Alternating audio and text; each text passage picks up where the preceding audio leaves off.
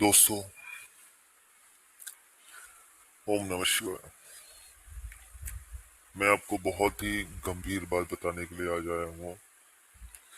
गंभीर इसलिए है, उसका सबसे बड़ा कारण हमारे हिंदू धर्म को बहुत ही गलत तरीके से बताया गया है। गलत मैं इसलिए कह रहा हूँ कि हिंदू धर्म वो नहीं है जो आप जानते हो। जितना भी आपको बताया गया है वो सिर्फ उतना ही बताया गया है जितना लोग आपको बताना चाहते थे या उनके फायदे के लिए जितनी चीजें थी। हिंदू धर्म इससे बहुत परे है। परे इसलिए है कि इसमें आध्यात्म का बहुत बड़ा रोल है। और जब आप आध्यात्म की बात करते हो, आपके मस्तिष्क में ये बताया गया कि आध्यात्म पूजा करना है, भगवान की उपासना करना है। नहीं, आध्यात्म ये नहीं है। उसे कर्म कांड कहते हैं। आध्यात्म है आत्मा का अध्ययन। जब आप आत्मा का अध्ययन, किसकी आत्मा का अध्ययन? जब आप अपनी आत्मा का अध्ययन करते हो उसे आध्यात्म कहते हैं। एक बार मैं आपको फिर बता रहा हूँ, जब आप अपनी आत्मा का अध्ययन करते हो उसे ही आध्यात्म कहते हैं। आध्यात्म में ध्यान सबसे बड़ा प्रेरक है। प्रेरक इसलिए है क्योंकि वो आपको एक दिशा देता है। जिस समय आप अपने आत्मा का अध्ययन करना शुरू करते हो, आत्मा का अध्ययन बाहरी दुनिया से नहीं हो सकता है। आत्मा का अध्ययन अंतर ध्यान, आपकी अंतर आत्मा में उतरने पे होगा। जब आप ध्यान करते हो तो आप अपनी आत्मा को पहचानने की कोशिश करते हो। वो बहुत ही पहला कदम होता है आपकी आत्मा को पहचानने का। मैं ये नहीं करता कि आप एक दिन, एक हफ्ते, एक महीने या एक साल ध्यान करके आप अपनी आत्मा को पहचान पाओगे। उस आत्मा को पहचानने के लिए आपको एक सही दिशा की आवश्यकता है, और सही दिशा एक गुरु ही दे सकता है आपको। गुरु का ये मतलब नहीं कि आज के जो बाबा है, आज के बाबा बहुत ही गहरे तरीके से माया में फंस चुके हैं। माया में फंस चुके हैं, अपनी इच्छा से प्रेरित है। अब मैं इसके बारे में बहुत ही गहराई से अभी नहीं बता पाऊंगा। मैं अभी बस इतना कहना चाहता हूँ कि आध्यात्म वो नहीं है जो आप जानते हो। हिंदू धर्म वो नहीं हो जो आप जानते हो या जितना आप जान चुके हो। जितना भी आपको बताया गया है वो सब शून्य मात्र है। एक बार फिर कह रहा हूँ, वो शून्य मात्र है।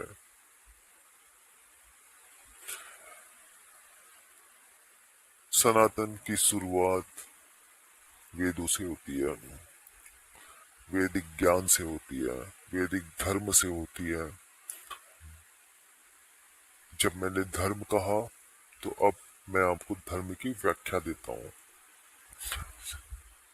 धर्म वो नहीं है जिसे आप हिंदू धर्म या सनातन धर्म कहते हो। नहीं, वो धर्म नहीं है, वो एक संप्रदाय है।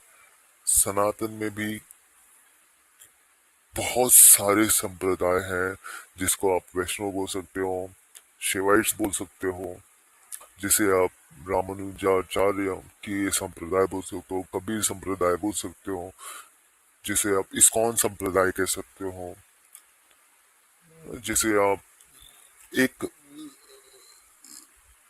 स्पेसिफिक विचार को मानने वाली ग्रुप कह सकते हो। संप्रदाय का अर्थ होता है एक विचार को मानने वालों का समूह। मुस्लिम एक संप्रदाय है, क्रिश्चियन एक संप्रदाय है, पारसी एक संप्रदाय है, सिख एक संप्रदाय है, जिनके गुरुओं ने उन्हें एक विचार दी और उन्हीं को मानने लग गए। वो एक संप्रदाय है। धर्म होता है जो आपका आपकी अंतरात्मा कहती है।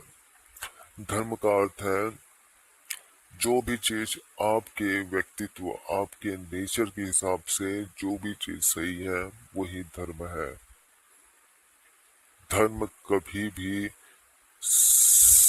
सांप्रदायिक नहीं हो सकता, किसी भी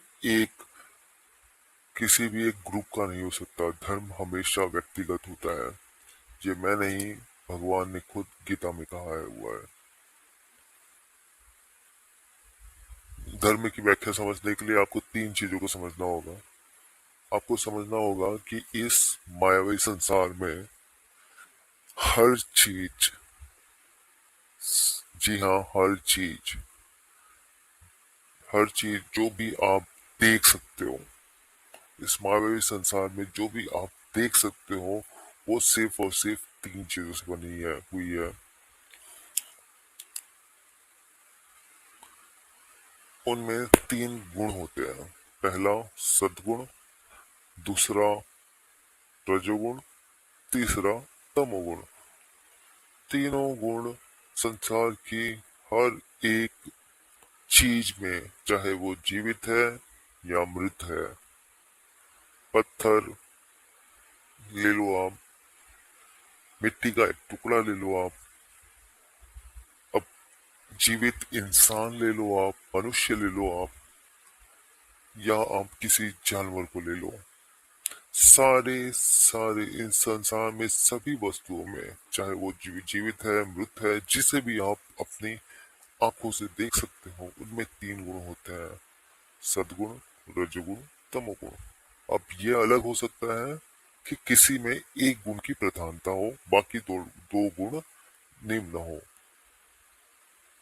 किसी में सद्गुण बहुत बहुत अत्यधिक मात्रा में हो सकता है, रजोगुण और तमोगुण कम हो सकता है। किसी में रजोगुण कभी काफी अत्यधिक मात्रा में हो सकता है, सद्गुण और तमोगुण कम मात्रा में हो सकता है, या किसी में रजोगुण काफी अत्यधिक मात्रा में हो सकता है और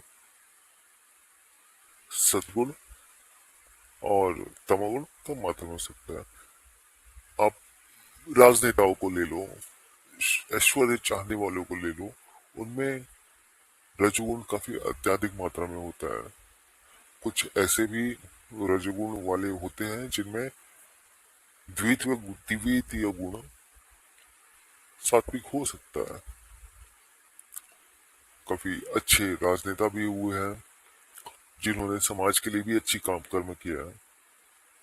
तो उनमें तमोगुण द्वितीय गुण था, शायद इसलिए उन्होंने समाज के लिए कुछ अच्छे कर्म भी किए।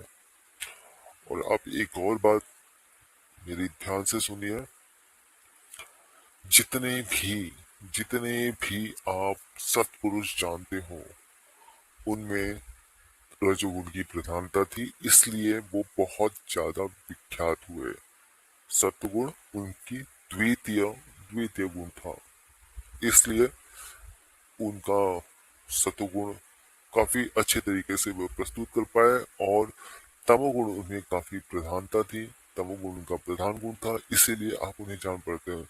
दुनिया में ऐसे कई सतुगुणी लोग हुए हैं जिनमें सतुगुण की प्रधानता थी, लेकिन तमोगुण और रजोगुण उनमें निम्न था। ऐसे व्यक्तियों को आप कभी नहीं जान पाओगे। ऐसे व्यक्तियों को आप कभी नहीं जान पाओगे। आप मेरी ये बात ध्यान से सुन लीजिए और समझ लीजिए, क्योंकि सतुगुण व्यक्ति कभी अपनी व्याख्या नहीं करता, अपने बारे में बताता नहीं है। वो बस लोगों का कल्याण करता है, समाज का कल्याण करता है, इस पूरे संसार का कल्याण करता है, और वो बिना किसी एक्सपेक्टेशन के इस दुनिया से चले जाता है, क्योंकि उसकी उपलब्धि या उसके विचार इस सामाजिक मायावी संसार में नहीं रहते हैं, उससे परे है। उसे कुछ और चाहिए, उसे समाज से कुछ नहीं चाहिए, उसे आपसे कुछ नहीं चाहिए, वो तो बस देना चाहता है। धन्यवाद दोस्तों, आज मैंने अपना लेक्चर सिर्फ इस बारे में दिया हुआ है। अगर आगे भी आपको कुछ और गुण ज्ञान या जो भी बातें आपने कभी नहीं सुनी है, कभी नहीं समझी है, और जो शाश्वत सत्य है या सत्य कोई